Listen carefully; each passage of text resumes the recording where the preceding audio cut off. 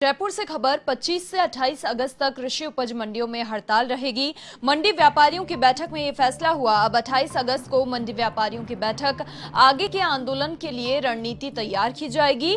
व्यापारी केंद्र सरकार के नए अध्यादेश का विरोध कर रहे हैं। नए अध्यादेश से मंडी व्यवस्था चरमराने का अंदेशा और प्रदेश में 3.5 लाख व्यापारी, कर्मचारी, मजदूर प्रभावित होंगे। मंडी हड़ताल से रोजाना करीब 600 करोड़ का कारोबार प्रभावित हो सकता है।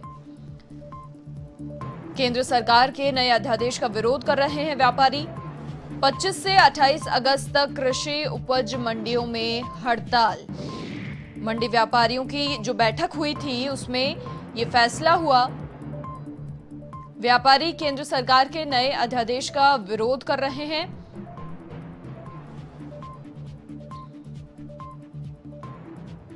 पच्चीस से 28 अगस्त तक मंडी व्यापारियों की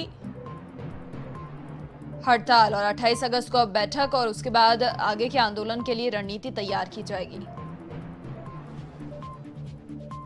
केंद्र सरकार के नए अध्यादेश का विरोध कर रहे हैं व्यापारी और नए अध्यादेश से मंडी व्यवस्था चरमराने का अंदेशा भी।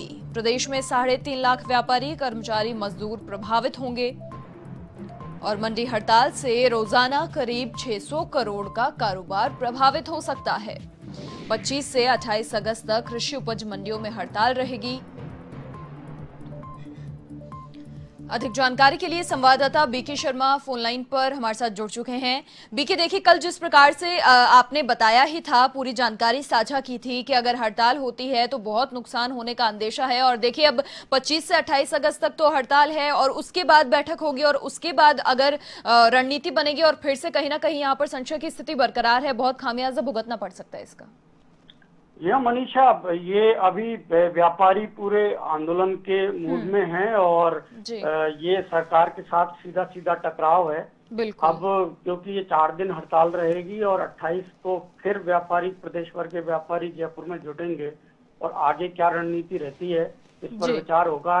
रणनीति का मतलब एक ही होता है कि यदि इन 4 दिनों में सरकार उनकी बात नहीं सुनती है तो हड़ताल को आगे ले जाया जा सकता है, आगे भी हड़ताल इसको जारी रखा जा सकता है और इसका सीधा बाजार के ऊपर, उपभोक्ता वस्तुओं के ऊपर असर होगा। क्योंकि अभी मंडियों के माध्यम से ही आम उपभोक्ता तक, रिटेलर के पास भी और रिटेलर के माध्यम से आम उपभोक्ता तक ये आम उपभोग की चीजें हैं, रसोई की चीजें हैं, वो सभी उत्पाद पहुंचते हैं।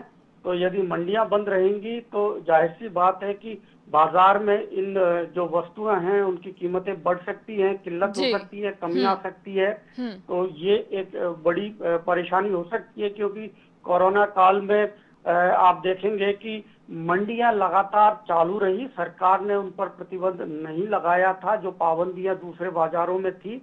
इसकी वजह से आम उपभोक्ता की चीजें, राशन का जो सामान है, रसोई का सामान है, वो लोगों को मिलता रहा था। और यदि अब ये मंडियां बंद होती हैं तो इसकी वजह से किसानों को भी परेशानी होगी क्योंकि किसान जो अपना जो खाद्यान्न या दूसरी चीजें जो भी उत्पाद उसके यहाँ होते हैं उसे लेकर वो मंडियों में आते हैं, तो उनको भी अभी तो उनका ये सारा जो माल है वो बिक्री नहीं हो पाएगा, तो किसानों को भी उसके बदले में जो कीमत है वो नहीं मिल पाएगी। तो इसके कई सारे डायमेंशंस हैं जिनका असर होगा यदि लंबी हड़ताल ये चलती है तो ये। लेकिन फिलहाल व्यापारियों ने तय कर लिया है कि जब तक सरकार उनकी बात नहीं मानेगी तब तक ये हड़ताल और उनका आंदोलन जारी रहेगा। मनीषा जी, देखिए वैसे तो 25 से 28 अगस्त तक ये हड़ताल कही है और उसके बाद फिर से रणनीति बनेगी क्योंकि उस बीच अगर उनकी बात नहीं मानी गई, अनवरत रूप से अगर आंदोलनरत रहे तो मुश्किलें तो बहुत ज्यादा बढ़ जाएंगी।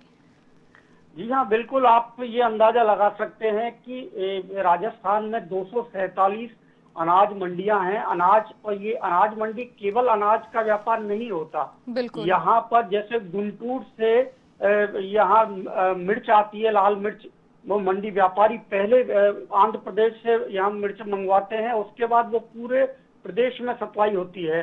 इसी तरह से जैसे नासिक से है, बहुत सारा सामान नासिक से आता है और गुंटूर से आता है, या राज्य में भी बात करें तो जोधपुर से धनिया, जीरा आता है, इस समय लहसुन आता है, वो कोटा से आता है, तो वहां की मंडियां जयपुर सप्लाई करती हैं या अजमेर सप्लाई करती हैं, तो वहां से इस तरह ये पूरा सिस्टम बना हुआ है कि व्यापारी वहां जो मंडियां, बड़ी मंडियां हैं जहां पर जिस क्षेत्र में जो चीज उत्पादन होता है उसका मंडियों में व्यापारी मंगवाते हैं और मंडियों से फिर रिटेलर खरीदते हैं, जो सेमी थोक विक्रेता हैं वो खरीदते हैं और वहां से फिर गांवों में, कस्बों में, शहरों में ये सप्लाई होती है। तो ये पूरा जो सप्लाई सिस्टम है ये गड़बड़ा सकता है यदि मंडियों की हड़ताल चलती है, क्योंकि अभी तो कुछ दिन का स्टॉक हर रिटेलर रखता है, लेकिन स्टॉक खत्म होगा तो फिर कीमतें बढ़ेंगी, किल्लत होगी, तो इसका आम उपभोक्ता पर सीधा सीधा असर होगा। मनीषा, बिल्कुल बीके, बहुत शुक्रिया तमाम जानकारी के लिए आपका। तो देखिए, मंडी व्यापारियों की बैठक में फैसला लिया गया है। व्यापारी केंद्र सरकार के नए अध्यादेश का विरोध कर रहे हैं। 28 अगस्त को अब मंडी व्यापारियों की बैठक होगी और आगे के आंदोलन के लिए रणनीति 28 अगस्त को तैयार करेंगे।